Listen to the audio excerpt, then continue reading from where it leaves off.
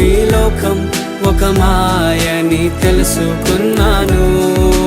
ఏది నా సొంతం కాదనుకున్నాను.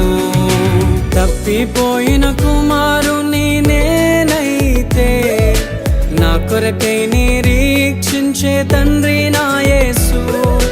తప్పిపోయిన కుమారుని నేనైతే నా కొరకై నిరీక్షించే తండ్రి నా యేసు.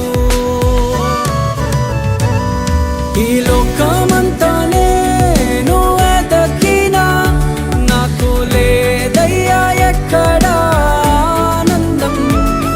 నీ సన్నిధిలో ఒక్క